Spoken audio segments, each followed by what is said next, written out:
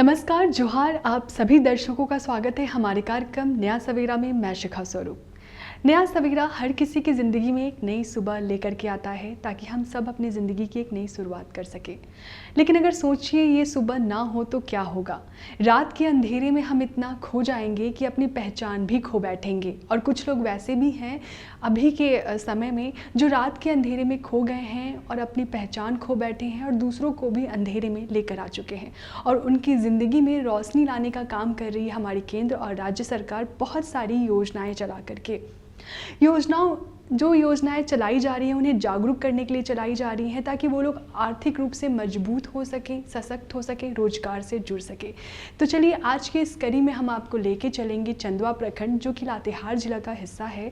लातेहार जिला भी नक्सल प्रभावित क्षेत्र है, लेकिन अब यहाँ पर केंद्र सरकार की योजनाएं धरातल पर उतर रही हैं, लोगों को जागरूक कर रही है यहाँ की प्रशासन। तो इसी क्रम में आज हम बात करेंगे यहाँ के प्रखंड विकास पदाधिकारी से और जानेंगे कि किस तरह यहाँ के लोगों को जागरूक किया जा रहा है, किस तरह योजनाओं के बारे में उन्हें बतलाया जा रहा है और कितना बदलाव आ रहा है।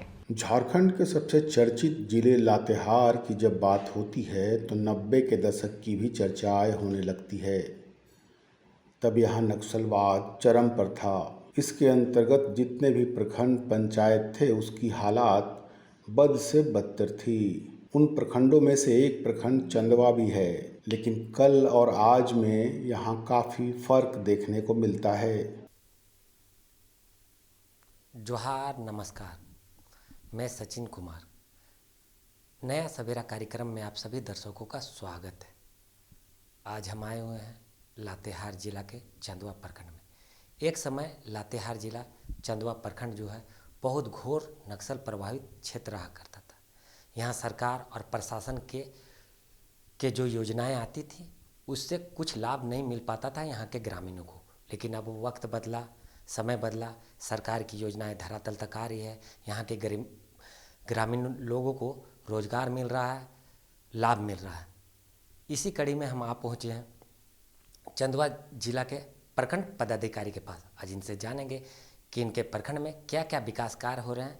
आइए हम जानते हैं। देखिए, ये बात सच है कि पहले हमारा लातेहार जिला बहुत ज़्यादा नक्सल प्रभावित था, लेकिन पिछले कुछ सालों से काफ़ी बदलाव आया है। अब जो सरकारी योजनाएं हैं उन सबको हम लोग जन जन तक पहुंचा रहे हैं। चाहे मनरेगा हो, सामाजिक सुरक्षा योजना हो, या आबू आवास योजना हो, प्रधानमंत्री आवास योजना हो, उन सभी स्कीम्स को हम लोगों तक पहुंचा रहे हैं। हम लोग गांव-गांव में जाकर जनता दरबार भी लगाते हैं और लोगों को जो शिकायत होती है उसका हम लोग निष्पादन भी समय समय पर कर रहे हैं। हमारे प्रखंड कार्यालय में दिन प्रतिदिन लोग पेंशन के लिए आते हैं। हम लोग शीघ्र उसका हम लोग निष्पादन करते हैं अगर वो योग्य पाए जाते हैं तो। साथ ही साथ मनरेगा योजना की बात करें तो अभी मुख्य रूप से आम बागवानी की योजना चल रही है। कूप का योजना के तहत हम लोगों ने काफ़ी लाभुकों को व्यक्तिगत कूप दिया है और लोग खेती करके उसका लाभ उठा रहे हैं। यहाँ सब पलायन भी काफ़ी कम हुआ है। काफ़ी लोग अब इससे काफ़ी खुश हैं, नज़र आ रहे हैं। कई लोगों को हम लोगों ने प्रधानमंत्री आवास दिया है। पिछले वित्तीय वर्ष 23-24 में लगभग हम लोगों ने 784 लोगों को आबू आवास सैंक्शन किया है, जो अभी उसका कार्य जो अभी प्रगति पे है। जब भी लोग यहाँ पे आते हैं हम लोग का प्रयास रहता है, हमारी टीम का प्रयास रहता है कि हम सब लोगों का समस्या का समाधान करने का कोशिश करें। शिक्षा के क्षेत्र में भी हमारे प्रखंड में या लातेहार जिला में काफ़ी बदलाव आया है। अब काफ़ी लड़कियां शिक्षा के क्षेत्र में मतलब अपना यहाँ लातेहार जिला से भी नाम कमाई है। और पिछले अगर वर्ष का हम लोग रिजल्ट देखें तो यहाँ लड़कियों ने भी अच्छा अपना परचम लहराया है। अब हाल ही में भी पिछले महीने हम लोगों ने स्कूल के लगभग सभी बच्चों को जो क्लास 8 के थे सबको साइकिल दिया है। सरकारी कोर से साइकिल हम लोगों ने वितरण किया है ताकि लोग सभी बच्चे जो दूर दराज के क्षेत्रों में रहते थे वो सभी आकर स्कूल को ज्वाइन करें। साथ ही साथ रुआर कार्यक्रम चलाया गया। जो डोरपाउट बच्चे हैं वो बच्चे को स्कूल में लाने के लिए हमारा प्रयास रहता है। चंदवा में सरकार की मूलभूत योजनाएं आम जन की पहुंच से काफ़ी दूर थी। सड़क, बिजली और पेयजल की व्यवस्था तक नहीं थी। बेरोजगारी का आलम यह था कि लोग पलायन के लिए मजबूर थे। लेकिन समय बदला तो हालात भी बदल गए। कभी चंदवा प्रखंड ही नहीं, समूचा लातेहार जिला नक्सलियों से प्रभावित था। स्वास्थ्य के क्षेत्र में भी काफ़ी यहाँ बदलाव आया है। लोग अब अस्पताल आ रहे हैं। हमारे प्राइमरी स्वास्थ्य केंद्र हो या फिर सामुदायिक स्वास्थ्य केंद्र हो, काफ़ी संख्या में लोग आ रहे हैं। प्रतिदिन मैं भी बीच बीच में जाकर उसका इंस्पेक्शन करता हूँ, अस्पताल जाता हूँ तो लोगों की काफ़ी संख्या में भीड़ रहती है और उनकी समस्याओं का समाधान किया जाता है।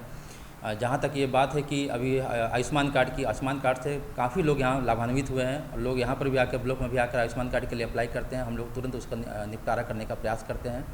साथ ही साथ जो भी गंभीर बीमारी होती है 5 लाख तक का, उसमें हम लोग जो सहायता रहती है वो सहायता हम लोग उपलब्ध लोगों को करवा रहे हैं। चंदवा प्रखंड के अंतर्गत लगभग 132 आंगनबाड़ी केंद्र है और सभी आंगनबाड़ी केंद्रों में जो सेविका के माध्यम से समय पर टीकाकरण का कार्य भी किया जाता है।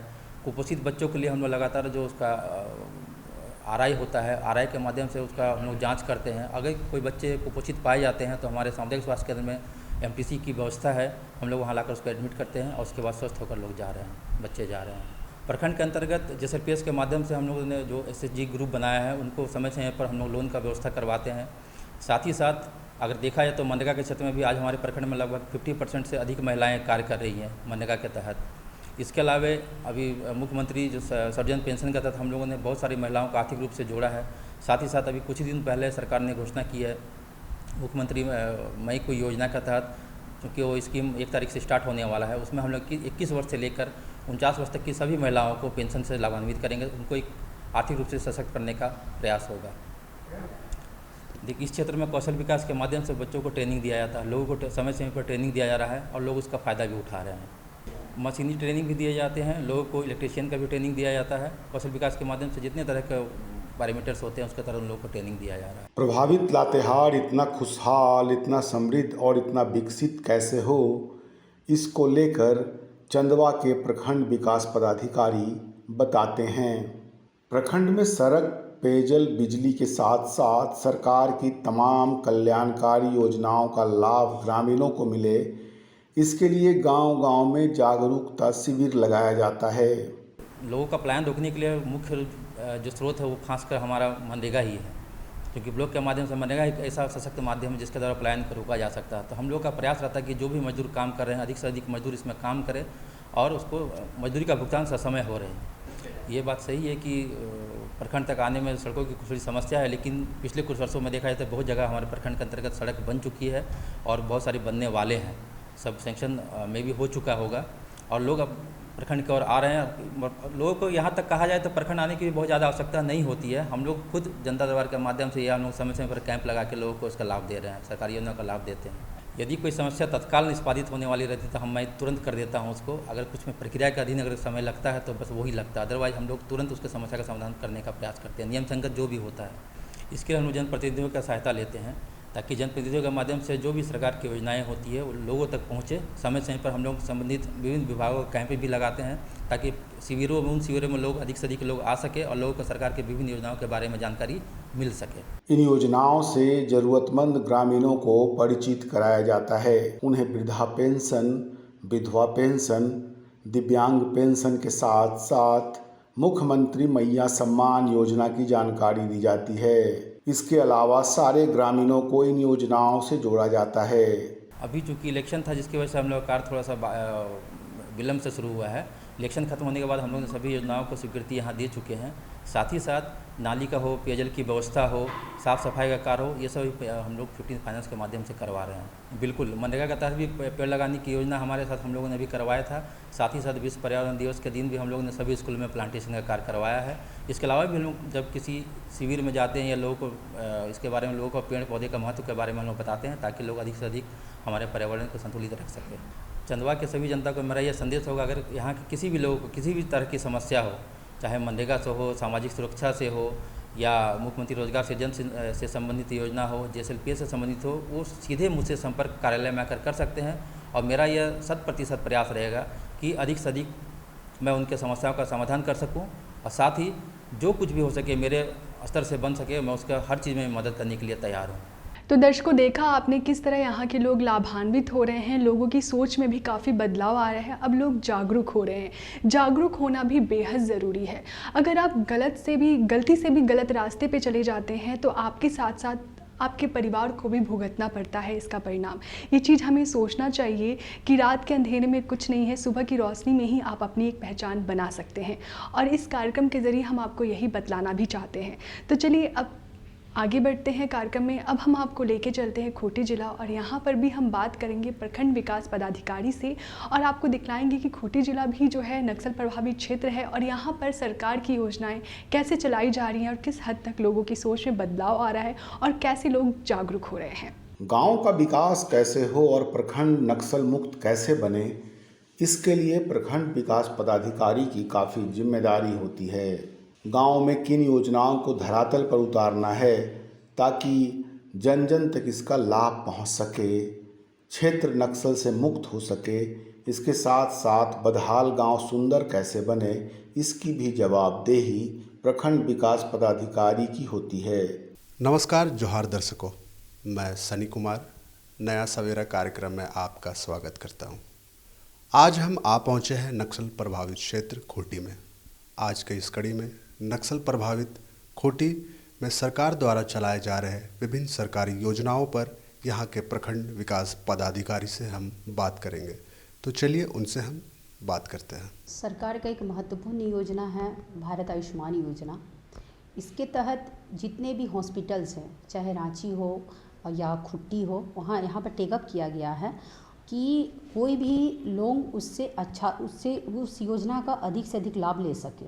और आयुष्मान कार्ड आने से चूँकि उसको हम लोग राशन के साथ ऐड कर रहे हैं तो उसको दो लाभ है इससे, चूँकि उसको खाद्य की भी पूर्ति हो पा रही है और साथ ही साथ उसका इलाज के लिए भी छोटी से छोटी राशि, आई थिंक 30,000 से ये शुरू है। तो ये बहुत बड़ी चीज़ है क्योंकि जो छोटी छोटी बीमारियां होती है वो छोटी छोटी खर्च पे आधारित होती है और जब हमें छोटी राशि छोटी खर्च हमें मिल जाती है तो ये बहुत अधिक बेनिफिट्स होते हैं। और प्लस बड़ी बीमारी के लिए तो ये 5 लाख से ऊपर का हमें कवरेज प्रदान करता है। महिला सशक्तिकरण भारत जैसे समाज में एक बहुत बड़ी शब्द है और महिला हो या पुरुष हो, आर्थिक रूप से सक्षम होना बहुत अनिवार्य है। और सरकार के द्वारा फूलो झानो योजना यहाँ लाया गया, जिसमें जो हड़िया बेच के अपने जीवन यापन चलाती थी उसको हम लोग 20,000 रुपया राशि प्रदान कर रहे हैं ताकि वो अपने आप को सस्टेन कर सके। दूसरी अभी मैया योजना या सर्वजन पेंशन योजना, ये एक ऐसी योजना है अगर ग्रामीण क्षेत्र में महिलाओं को 1,000 रुपया मिलता है तो उसको ऑब्वियसली आर्थिक रूप से वो मजबूती अपने आप को प्रदान करेगी। क्योंकि यहाँ पर आप देखते हैं चूँकि यहाँ महिलाएं 1-1 रुपया के लिए पुरुषों पर निर्भर है और यहाँ 1,000 रुपया उसके लिए बहुत इम्पॉर्टेंट है। तो वो 1,000 रुपया अगर वो आई थिंक अपना बैंक में वो जमा भी करती है और 1 साल के बाद अगर वो चाहे तो 12-13 हज़ार में वो अपने आप को कहीं पर सस्टेन कर सकती है। खूंटी के प्रखंड विकास पदाधिकारी इन्हीं जिम्मेदारियों के साथ आगे बढ़ रहे हैं। वे सरकार की तमाम योजनाओं को आम जन तक पहुंचा रहे हैं। महिला जब सशक्त हो जाती हैं या आर्थिक रूप से सक्षम हो जाती है तो सबसे पहले उस महिला का आत्मविश्वास साधारण महिला से 4 गुना में वृद्धि होती है। और दूसरा, जब आप अपने क्षेत्र से कुछ नया चीज़ करते हैं तो वहाँ की महिलाओं को, जो चाहे वो बाल विवाह हो, चाहे वो आर्थिक रूप से सक्षम हो, महिलाओं उस समाज में दृष्टिकोण में परिवर्तन होता है। उनको लगता है कि नहीं, मेरे बीच से ही कोई अगर CO, BDO, SDM, IAS निकाल सकता है तो उस महिला में ये चीज़ करने की एक मनोवृत्ति आती है कि हमको करना है। और बात रही घर की, तो एक आज भी ये चरितार्थ है जितनी बेटियां घर के लिए सोचती हैं। और मैं खुद एक महिला पदाधिकारी हूँ। आज मेरी नौकरी की 3.5 साल हो गई और आज तक हमने शादी इसलिए नहीं किया क्योंकि पहले मुझे अपना घर को सस्टेन करना है। यही मैं पुरुष होती, मैं पुरुष पे कोई लांछन नहीं लगा रही हूँ, मैंने आई थिंक मेरा बोलने का नज़रिए की बात है। तो पहले होता कि मैं शादी करती और फिर अपना परिवार बसाती, पर एक महिला होने के नाते मैं सोचती हूँ कि नहीं, मैं अपना भाई और अपनी मम्मी को पहले आर्थिक रूप से सक्षम करूँ फिर मैं शादी करूँ। यही नज़रिए में अंतर होता है। सबसे पहले तो इसमें पोषण ट्रैकर ऐप को लाया गया है ताकि कितने बच्चे को कितना खाद्यान्न मिलना चाहिए वो उस पर निर्भर करता है। और हर मंथली बच्चों का, यहाँ सैम और मैम की बात हो रही है, तो हर महीने बच्चों की ऊंचाई को मापा जाता है। अगर बच्चे कुपोषित हैं तो उसके लिए हम लोग प्रत्येक CSC सेंटर में अलग से उसका ट्रीटमेंट की व्यवस्था करते हैं और साथ ही साथ उसके पेरेंट्स को भी रखते हैं। और ये ना उसको पेरेंट्स को लगे कि मैं बेरोज़गार हूँ या मेरे बच्चा का इलाज चल रहा है तो उसको पैसा नहीं मिल रहा क्योंकि गरीब क्षेत्र है, तो इसके बदले में उसके पेरेंट्स को प्रत्येक दिन उन्हें कुछ मजदूरी भी दी जाती है। और हम लोग कैंप करते हैं और समय समय पे आंगनवाड़ी क्षेत्र में जाके या आंगनवाड़ी में जाके हम लोग औचक निरीक्षण करते हैं कि बच्चे को किस तरह का खाद्यान्न मिल रहा है, नहीं मिल रहा है, साथ ही साथ रूटीन वाइज मिल रहा है, नहीं मिल रहा है। अगर इस तरह की हमें जानकारी मिलती है तो CDPO के माध्यम से हम लोग तुरंत एक्शन भी लेते हैं और प्रयास करते हैं कि बच्चे इससे वांछित ना हो। आपकी योजना, आपकी सरकार आपके द्वार कार्यक्रम के तहत शिविर लगाकर सरकार की योजनाओं का प्रचार प्रसार क्षेत्र में न सिर्फ बड़े पैमाने पर किया जा रहा है, बल्कि इन योजनाओं का लाभ भी लोगों तक पहुंचाया जा रहा है।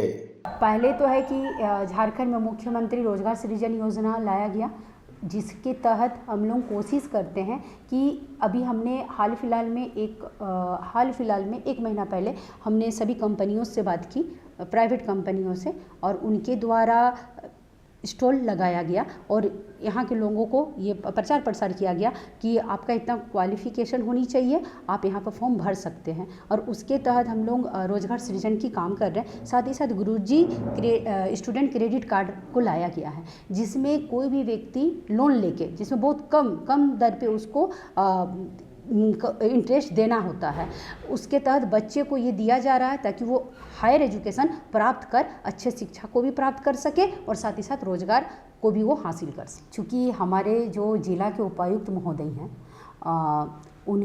वो बहुत ही अच्छे हैं और उनके द्वारा हर यथासंभव प्रयास किया जाता है कि निचले स्तर के पदाधिकारी से लेकर शीर्ष स्तर के पदाधिकारी को एक समन्वय स्थापित करें, और इसी के लिए महीना में एक दिन कोऑर्डिनेशन मीटिंग रखा जाता है ताकि हर समस्याएं, चूँकि समस्याएं ब्लॉक से शुरू होती हैं, गांव से शुरू होती हैं, उसके बाद जिला स्तर पर पहुंचती हैं, तो वो उनका प्रयास रहता है हमारा उपायुक्त महोदय का कि आपस में सब विभाग BDO से कोऑर्डिनेशन करें और बात को यहाँ पर रखें। और हम BDO प्रयास करते हैं कि पंचायत सचिव, रोजगार सेवक और वार्ड मेंबर, पंचायत समिति मुखिया, प्रमुख, उप प्रमुख के साथ कोऑर्डिनेशन करें और उस समस्याओं को सॉर्ट आउट कर सकें।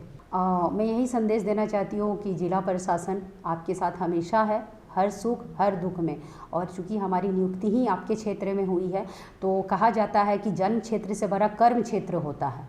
और जब मैं यहाँ कर्म करने के लिए आई हूँ, या जिला प्रशासन के जितने भी अधिकारी हैं वो कर्म क्षेत्र से जुड़े हुए हैं, तो हमारा जिला प्रशासन की तरफ से और हमारे तरफ से यह प्रयास रहेगा कि मैं खूंटी की जनता के लिए सदैव खड़ा रहूँ। आत्मसमर्पण नीति के तहत एक नई दिशा, एक नई पहल के माध्यम से भटके युवाओं को मुख्य धारा में वापस लाने का काम भी किया जा रहा है। प्रखंड विकास पदाधिकारी गांव-गांव में शिविर लगाकर हर एक परिवार को सरकार की योजनाओं से जोड़ने का काम कर रहे हैं। एक दौर था जो खूंटी को नक्सल प्रभावित क्षेत्र के नाम से जाना जाता था, पर वर्तमान में ये दौर ख़त्म हो चुका है। चाहे आप लोकसभा चुनाव देख लीजिए, तो खूंटी जैसा क्षेत्र में जब शांतिपूर्ण तरीके से संपन्न हुई, जो एक ताज़ा उदाहरण है। और सरकार के द्वारा जो कार्यक्रम चलाया जा रहा है, हम लोग प्रयास करते हैं नीचे लेवल तक जाने का, अर्थात हम प्रत्येक गांव में प्रत्येक वार्ड मेंबर को पकड़ते हैं, उसके बाद वहाँ का पंचायत सचिव, और पंचायत सचिव के बाद हम वहाँ का मुखिया, और साथ ही साथ हम पंचायत समिति के सदस्यों को पकड़ते हैं ताकि वहाँ के लोग उससे परिचित हैं, और कोशिश करते हैं कि उस योजना, कोई भी योजना लॉन्च करने के पहले अधिक से अधिक प्रचार प्रसार करें, उनको समझाएं। और आज इसी का परिणाम है, चाहे आप अबुआ आवास देख सकते हैं, या मुख्यमंत्री मैया सम्मान योजना देख सकते हैं, या आप अभी आप खूंटी में कहीं पर जाइए तो PCC रोड हो जाएगा, थेबर ब्लॉक हो जाएगा। लगभग हर क्षेत्र में विकास का एक नई उमंग और एक नई ऊर्जा के साथ ये प्रवाह हो रही है। ये मैं आपको एक आश्वस्त करना चाहती हूँ कि विकास जो भी सरकार के द्वारा लाया जा रहा है, बिल्कुल हम लोग धरातल स्तर पर पहुँचाने का प्रयास कर रहे हैं, ताकि हर लोगों को, चाहे वो सुदूरवर्ती क्षेत्रों को हम लोग विशेष ध्यान देते हैं ताकि वहाँ के लोग अधिक से अधिक इसका लाभ उठा सकें। और हम लोग जितने भी, जैसे एज ए मैं BDO के रूप में खूंटी सदर प्रखंड में प्रयास करती हूँ कि प्रत्येक पब्लिक के साथ मैं खुद इंटरेक्ट करूँ और उसकी समस्या से अवगत होकर मैं प्रयास करती हूँ कि वो लोगों को अधिक से अधिक अपने ब्लॉक स्तर से उसको लाभ दे सकूँ। जैसा कि हमारा ग्रामीणों को विधवा पेंशन, वृद्धा पेंशन, दिव्यांग पेंशन के साथ साथ अबुआ आवास योजना का लाभ दिया जा रहा है। इसके अलावा प्रधानमंत्री आवास, राशन कार्ड, आयुष्मान कार्ड से भी लोगों को लाभान्वित किया जा रहा है। आवास के लिए केंद्र सरकार और राज्य सरकार की अलग अलग योजनाएं चलती हैं।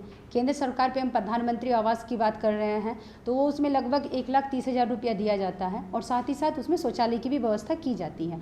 और अभी झारखंड सरकार के द्वारा एक अबुआ आवास लाया गया जो एक क्रांतिकारी योजना इसको माना जा रहा है और लोगों की रुचि भी इसमें देखी जा रही है। और इसमें हम लोग लगभग 2 लाख रुपया पक्की मकान बनाने के लिए दे रहे हैं और साथ ही साथ इसमें भी हम लोग शौचालय का व्यवस्था कर रहे हैं। और इसके पहले जो है अंबेडकर आवास है हमारा, जो बहुत ज़रूरतमंद लोग हैं जिसको हम पीएम आवास और अबुआ आवास से आच्छादित नहीं कर पाते हैं, उसमें हम लोग उसको अंबेडकर आवास से आच्छादित कर रहे हैं। तो पूरा सरकार का प्रयास है कि कोई भी व्यक्ति इससे वंचित ना हो, उसको एक आशियाना मिले। तो दर्शकों, देखा आपने, अब हमारे झारखंड में नक्सल प्रभावित क्षेत्रों की तस्वीर बदल रही है, लोगों की तकदीर भी बदल रही है। काफ़ी जागरूकता आ रहा है केंद्र और राज्य सरकार की योजनाओं से और पुलिस प्रशासन की वजह से भी काफ़ी लोगों में बदलाव आ रहा है। लोग जागरूक हो रहे हैं, समझने लगे हैं कि मुख्य धारा से भटक कर वो कहीं नहीं जा सकते हैं, रात के अंधेरे में खो जाएंगे। इसीलिए मुख्य धारा से जुड़ना ही उनके लिए सही है। तो आज के इस कड़ी में इतना ही। हमें दीजिए इजाज़त। नमस्कार, जोहार।